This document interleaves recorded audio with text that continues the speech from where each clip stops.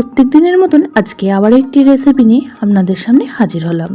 এই গরমের একটি উপযুক্ত রেসিপি আপনাদের সঙ্গে শেয়ার করব সম্পূর্ণ নিরামিষভাবে। রেসিপিটি বানানোর জন্য প্রথমে আমি সমস্ত সবজি কেটে নিয়েছি। তো সবজিগুলির মধ্যে নিয়ে নিয়েছি বেগুন, সজনে ডাঁটা, উচ্ছে, আলু আর বেশ কিছুটা পরিমাণ বড়ি।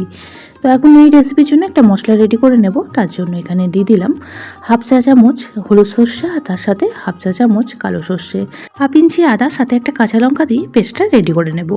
এখন গ্যাসের মধ্যে কড়া বসিয়ে দিয়ে দিলাম পর্যাপ্ত পরিমাণ সর্ষের তেল। তেল খুব ভালোভাবে গরম হয়ে গেলে প্রথমেই যে বড়িগুলি নিয়েছিলাম সেই বড়িগুলি লাল লাল করে ভেজে তুলে রাখবো।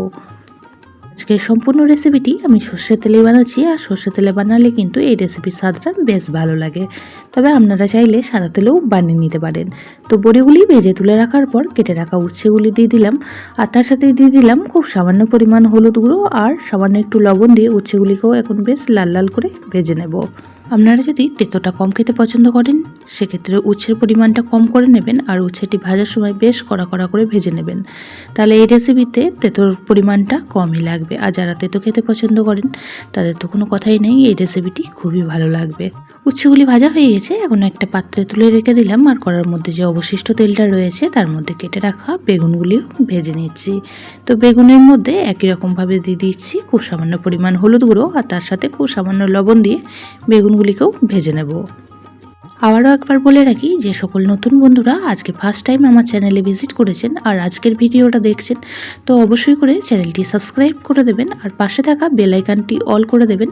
তাহলে আমি যখনই কোনো ভিডিও দেব নোটিফিকেশন সবার আগে আপনাদের কাছে পৌঁছে যাবে। আর পুরনো বন্ধুরা সবসময় আমার সাথে থাকার জন্য অনেক অনেক ভালোবাসা।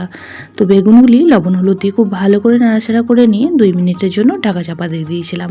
তো ঢাকাটা খুলে নিয়ে এখন কেটে রাখা সজনে ডাঁটাগুলিও দিয়ে দিচ্ছি। তো বেগুন যদি এইভাবে ভেজে নেওয়া হয় খুব তাড়াতাড়ি কিন্তু ভাজা হয়ে যায়। তো এখন বেগুন আর সজনে ডাঁটাগুলিকে বেশ কিছুক্ষণ সময় নিয়ে একটু ভেজে নেব। আর এইভাবে ভেজে যদি রেসিপিটি করা হয় খেতে কিন্তু খুবই ভালো লাগে। এই বসন্তের সময় সজনে ডাঁটা খাওয়াটা আমাদের শরীরের জন্য খুবই উপকার। লাঞ্চে যদি থাকে এরকম একটি তেতো সবজি, খাওয়াটা বেশ জমে যায়। তো সমস্ত সবজিগুলি তুলে নেওয়ার পর কড়াতে আবারও 1 চামচ পরিমাণ সর্ষের তেল অ্যাড করে দিয়েছিলাম। তেল খুব ভালোভাবে গরম হয়ে গেলে এখানে ফোড়ন হিসাবে ব্যবহার করলাম হাফ চামচ পাঁচফোড়ন, সাথে একটা শুকনো লঙ্কা, আর এখানে দিয়ে দিয়েছি হাফ তেজপাতা, আর তার সাথে দিয়ে দিলাম খুব সামান্য পরিমাণ হিং। তবে হিংয়ের ফ্লেভারটা যদি আপনাদের পছন্দ না হয় তাহলে বাদ দিয়ে দিতে পারেন। তবে আজকের রেসিপিতে যদি একটু হিং ফোড়ন দেওয়া হয় খেতে কিন্তু বেশ ভালো লাগে। ফোড়নটিকে ভালো করে ভেজে নেওয়ার পর অ্যাড করে দিয়েছিলাম একটা মিডিয়াম সাইজ টমেটো। তো টমেটোটা দিয়ে যে মশলার পেস্টটা রেডি করে রেখেছিলাম সেই মশলার পেস্টটাও দিয়ে দিলাম।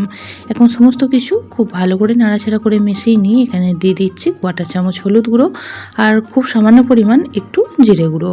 খুব সামান্য পরিমাণ দিয়ে দিলাম লঙ্কার গুঁড়ো। তবে আপনারা লঙ্কার গুঁড়োটা না দিয়ে আজকের রেসিপিতে কাঁচা লঙ্কার ব্যবহারটাই করতে পারেন। তো সমস্ত কিছু খুব ভালো করে একবার কষিয়ে নেব। তো যেহেতু সর্ষে পেস্টটা দেওয়া আছে তাই খুব বেশি কষানোর প্রয়োজন নেই, হালকা একটু কষিয়ে নেওয়ার পর এখন কেটে রাখা আলুগুলিকে দিয়ে দিলাম। তো আলুগুলি আমি প্রথমে ভাজি নেই, আপনারা চাইলে একটু ভেজে নিয়েও রান্নাটা করে নিতে পারেন। যেহেতু খুব পাতলা করে কাটা আছে তাই মশলার সাথে কষাতে কষাতে আলুটা অনেকটাই সিদ্ধ হয়ে যাবে। খুবই সহজ সাধারণ একটি রেসিপি আপনাদের সঙ্গে শেয়ার করছি, আর সকলেই হয়তো বানিয়ে থাকেন, আমি কিভাবে বানাচ্ছি সেটাই আজকে শেয়ার করলাম। তো কেমন লাগলো অবশ্যই কমেন্ট বক্সে জানাতে ভুলবেন না। তো আলুটা খুব ভালো করে মশলার সঙ্গে নাড়াচাড়া করে এখানে আমি পর্যাপ্ত পরিমাণ জল অ্যাড করে দিলাম। এখন দিয়ে দিচ্ছি পরিমাণ মতো লবণ। তো জলের পরিমাণটা এখানে একটু বেশিই দিয়েছি, কারণ আলুটাও সিদ্ধ হতে সময় লাগবে, আর যেহেতু সমস্ত কিছু সবজি পরে আমি অ্যাড করব তার জন্য এখানে বেশি করে জলটা দিয়ে দিলাম। তো ঢাকা চাপা দিয়ে 3 থেকে 4 মিনিট সময় নিয়ে রান্নাটি করে নিয়েছি। আর এই পর্যায়ে আলু কিন্তু 80 থেকে 90% মতো সিদ্ধ হয়ে গিয়েছে। তো এই পর্যায়ে আগে থেকে ভেজে রাখা সমস্ত সবজিগুলি দিয়ে দেব, সাথে বড়িটাও দিয়ে দিচ্ছি। আপনারা চাইলে বড়িটা পরেও ব্যবহার করতে পারেন, তবে আজকের রেসিপিতে বড়িগুলি যদি একটু ভাঙা ভাঙা হয় খেতে কিন্তু আরও বেশি ভালো লাগবে। আমার চ্যানেলে সহজ সাধারণ রেসিপিগুলি আমি বেশিরভাগ দিয়ে থাকি। তো যারা দেখতে পছন্দ করেন আশা করছি আজকের রেসিপিটিও তাদের কাছে খুবই ভালো লাগবে।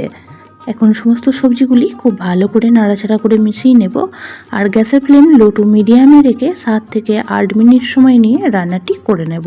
প্রথমেই সমস্ত সবজি ভাজা আছে তাই রান্নাটা করতে একদমই বেশি সময় লাগবে না, খুব কম টাইমের মধ্যেই ঝটপট তৈরি হয়ে যাবে।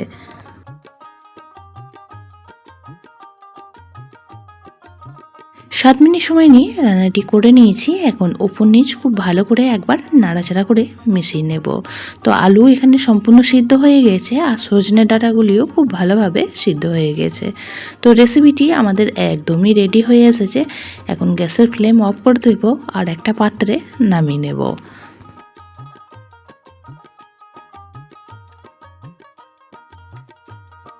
আজকের রেসিপিটি আপনাদের কেমন লাগলো অবশ্যই কমেন্ট বক্সে জানাবেন। বেশি ভালো লেগে থাকলে একটা শেয়ার করে দেওয়ার অনুরোধ রইল।